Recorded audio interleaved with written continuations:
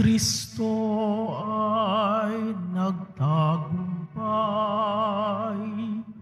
nalupig ang kamatayan, nagningning ang pagkabuhay. Hallelujah,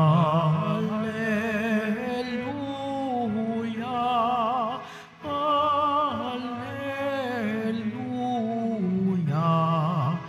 hallelujah, hallelujah.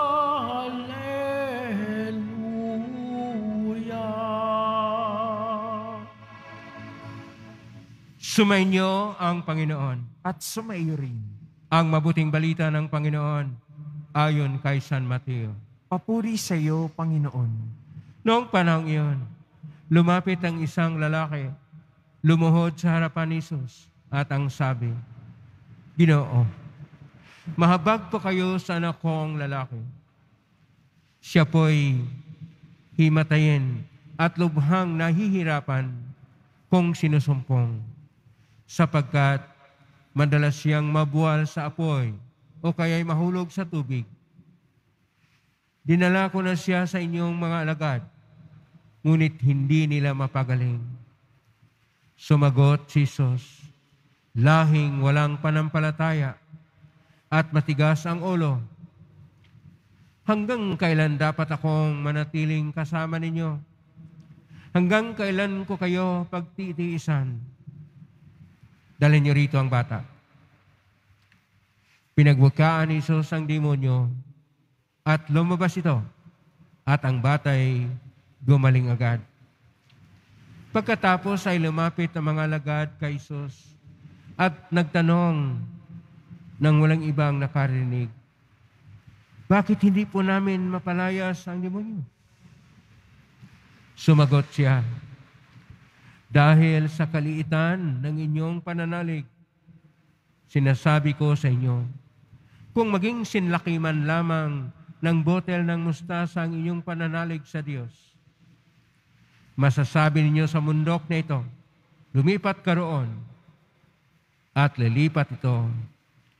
Walang bagay na hindi ninyo mapangyayari. Ang mabuting balita ng Panginoon. Pinupuri ka namin, Panginoong Jesucristo.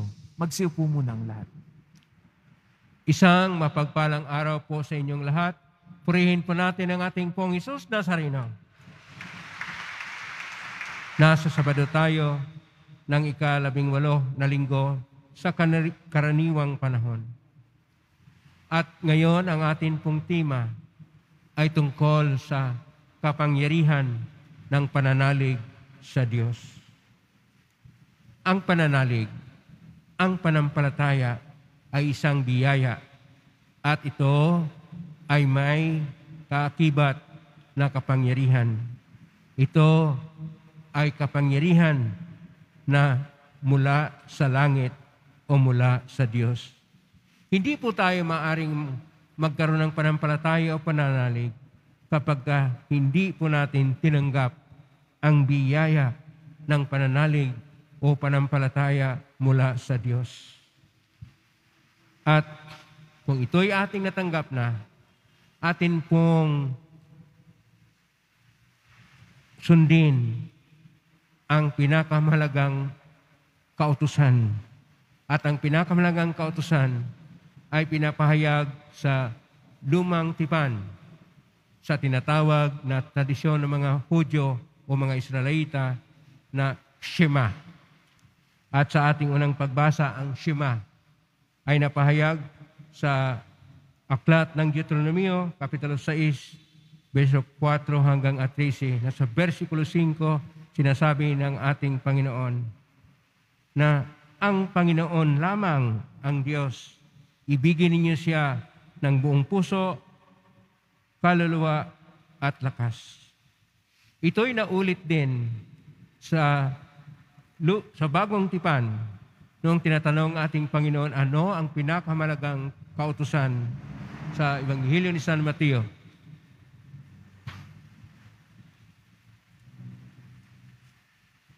Kapitulo 26, versikulo 37, na kung saan sinasabi niya na ang unang kautusan sa Matthew chapter 22, verse 37, na ibigin mo ang Diyos ng buong lakas, ng buong puso, ng buong kaluluwa. Itong shema na ito ay naulit din sa ating salmo ngayon, Salmo 17, na kung saan ang Panginoon ay ating kalakasan at siya'y minamahal ng tunay. Kaya ang Panginoon ay ibigin nating tunay. At itong pag-ibig ng Diyos ay siyang pagpapahayag ng ating pananalig sa Kanya. Ang pananalig na kung saan ito'y nagsimula pa nung tayo nasa sinapupunan ng ating ina, ay nagsimula na ang ating ugnayan sa Diyos na tinatawag itong, ayon pa kay James Fowler, na ito yung primal, undifferentiated na pananalig sa Diyos. At kung tayo'y nailuwal na, ay magsimula tayo ng pananalig na tinatawag na intuitive projective faith, na kung saan ang ating munting kaalaman tungkol sa buhay, tayo ay mayroon ng pagpapahayag ng ating pananalig. At kung malaki na at nag-aaral na at tinuturuan na ating isabuhay ang mga kwento, ang mga aral, at ito'y magiging tinatawag na mythic literal faith. At sa pangatlo na yugto, magkaroon ito ng ating pag-unawa at magkaroon tayo ng tinatawag na synthetic conventional faith, na kung saan atin ang napahayag ang ating pananalig sa Diyos sa ating pakikiisa sa mga debosyon, sa mga panalangin, at iba pang gawain na nagpapahayag ng panampalataya. Hanggang tayo'y lumaki na at marunong na tayong magnilay-nilay at magbulay-bulay sa ating pinag-aralan, at magkaroon tayo ng tinatawag na individuative, reflective faith, na lumalalim na ang ating buhay pananalig sa Diyos at naging makulay na at lumalalim na kung saan hindi lang sa mga tradisyonal na pamaraan, bagkus sa isang pagkilala sa Diyos na personal. Hanggang magkaroon tayo ng tinatawag na conjunctive faith, na kung saan tayo'y nagiging matibay na sa ating pananalig sa Diyos, at dahil dito, handa na tayong mag-alay ng buhay para sa Panginoon, magsikripisyo para sa Kanya, sapagkat ang ating pananalig at panampalataya ay naugnay na ng malaliman, hindi lang sa Diyos na ating kinikilala, bagkus naugnay na sa pagbubuklod-buklod ng mga nananalig, at ito'y tinatawag na mga komunidad ng nananalig sa Diyos. At dahil dito, tinatawag na conjunctive faith. At ang pang-anim nito ay ang universalizing faith, na kung saan ang ating pananalig at panampalataya ay lalo pang lumalalim, na kung saan nakausap na natin ang Diyos puso sa puso, at buong buhay natin 24 oras, 7 araw sa isang linggo, at buong taon na 365 days ay laging ang presensya ng Diyos ay sumasa atin. At dahil dito nagkaroon na tayo ng universalizing faith.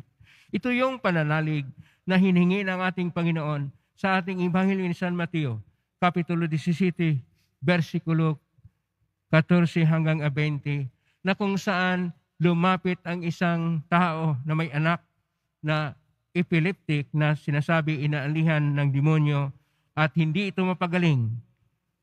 At sinasabi ng ating Panginoon na tayo ay kulang sa pananalig, kulang sa panampalataya.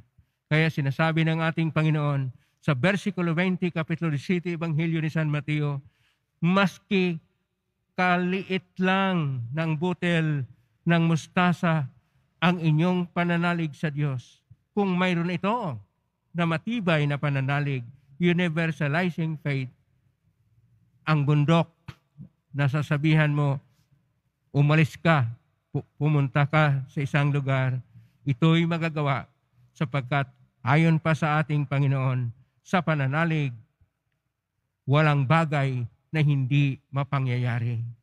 Matibay na pananalig, pananalig na malalim at dakila, ang siyang dapat nating ipahayag sa ating buhay panampalataya sa ating Panginoon. Kung ito'y ating nagawa, tayo ay maituring na lumago na sa personal na pagkilala sa ating Panginoon Diyos. Sapagkat kausap na natin siya lagi sa ating mga puso, sapagkat kilala natin siya na ating Panginoon Diyos at siyang nagpapatibok ng ating mga puso. Siya ang nagbibigay ng lahat ng ating paggalaw, pag-iisip, paglalakad at paninindigan sa buhay upang tayo handang mag-alay ng pinakamalagang bahagi ng ating sarili para sa Kanya. Buhay man ay kapalit, ating maipayag ang ating pananalig sa Kanya na napakalalim, napakatibay, napakasigla, sapagkat ito'y tunay na pag-ibig sa Kanya. Naway, ibigin natin ang Diyos lagi, sapagkat mahal na mahal niya tayo. Amen? Purihin natin ang Diyos.